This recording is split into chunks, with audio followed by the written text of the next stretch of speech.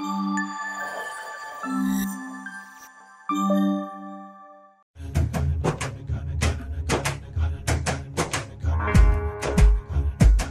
శ్రీమాత్రే నమః. ఓం గణపతే నమః. ఏకదంతాయ విద్మహే వక్రతుండాయ ధీమహి తన్నో దంతి ప్రచోదయాత్. ఓం శ్రీమాత్రే నమః.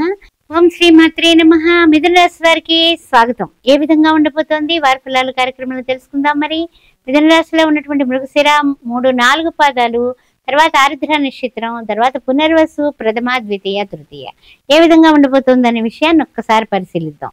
చూసినట్లయితే ద్వితీయంలో ఉన్నటువంటి కుజుడు, ఆ తర్వాత తృతీయ చతుర్థంలో ఉన్నటువంటి కేతువు, పంచమంలో రవి, షష్టమంలో చూస్తేనేమో బుధుడు, సప్తమంలో శుక్రుడు, నవమంలో చూస్తే శని భగవానుడు గోచార చంద్రుడితో కలిసి, దశమంలో రాహువు, అదేవిధంగా ద్వాదశంలో చూస్తే గురువు గారు కనిపిస్తున్నారు వక్రగతిన. సరే, ఏ విధంగా ఉండబోతోంది మిథున రాశి వారికి అనే విషయాన్ని మనం ఇక్కడ పరిశీలిద్దాం. ముఖ్యంగా మనం కొన్ని విషయాల్లో ఎలా ఉంటాయంటే కనుక, ఏవైనా గ్రహాలు రాశి మార్పుల వలన శుభమైనటువంటి పరిణామాలు ఏర్పడుతూ ఉంటారు. కానీ ఏంటంటే కనుక కొన్ని విషయాల్లో ఉన్న ఆశ కన్నా అత్యాశ ఎక్కువైతే కనుక మనం పప్పులో కాలేసినట్టే.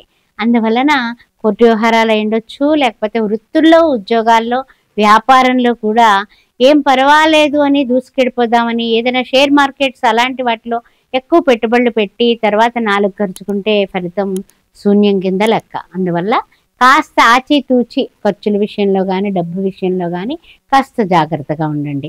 అదేవిధంగా చూసినట్లయితే కనుక కొన్ని విషయాల్లో జీవిత భాగస్వామితో కానీ లేకపోతే భాగస్వామ్య వ్యవహారంలో కానీ అంతఃకలహాలు కనపడుతున్నాయి. అందువల్ల కొంచెం కుజుడు మరి వచ్చాడు కదా, ద్వితీయంలోనే ఉన్నాడు కదా మహానుభావుడు.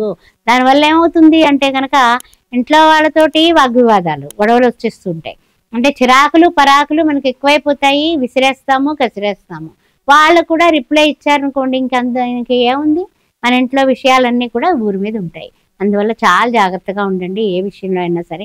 అదేవిధంగా మీరు మీ సాటి వ్యాపారస్తులతో, భాగస్వామి వ్యాపారం చేసేవాళ్ళు కానీ ఉద్యోగస్తులైతే మీ సాటి ఉద్యోగులతో కొంచెం జాగ్రత్తగా ముక్తసరిగా ఉండండి చాలు. కొంచెం అతిగా మాట్లాడకుండా మితంగా మాట్లాడండి. ఉన్న విషయాలు లేని విషయాలు షేర్ చేసుకోవడం తగ్గించుకుంటే ఈ వారం అన్ని విధాలా కూడా మనం గట్టెక్కిపోయినట్టే. ఆ విషయంలో కాస్త జాగ్రత్తగా ఉండాలి. ఆ తర్వాత ఏంటంటే కనుక సంతాన విషయానికి సంబంధించిన డబ్బులు ఖర్చు పెడతారు, ఖర్చులు వస్తాయి.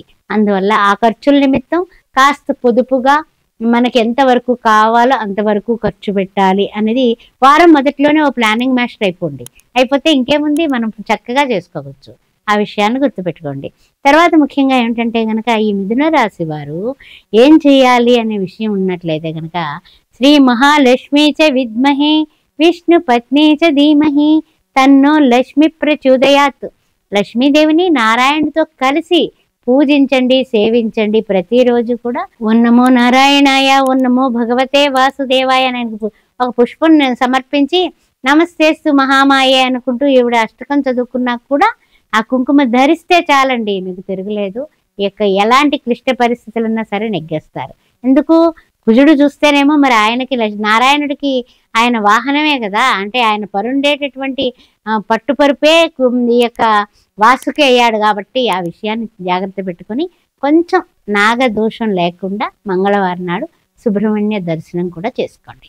శ్రీమతి ఓం గణపతే నమః. ఆస్ట్రో భాగ్యలక్ష్మి అనే ఈ ఛానల్ని సబ్స్క్రైబ్ చేశారా? చేయకపోతే వెంటనే చేయండి. మన వాళ్ళందరికీ కూడా సోషల్ మీడియా ద్వారా చక్కగా షేర్ చేయండి, లైక్ చేయండి. జాతకాల కోసం నన్ను సంప్రదించాల్సిన నెంబర్స్ కింద ఉన్నాయి.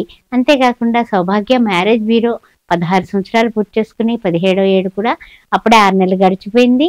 బ్రహ్మాండంగా పెళ్ళిళ్ళు అందరికీ కూడా, హిందువులు అయితే చాలు, అన్ని వర్ణాల వాళ్ళు కూడా నన్ను సంప్రదించవచ్చు. కుంభ వివాహాలు, కదలి వివాహాల కోసం కూడా సంప్రదించవచ్చు.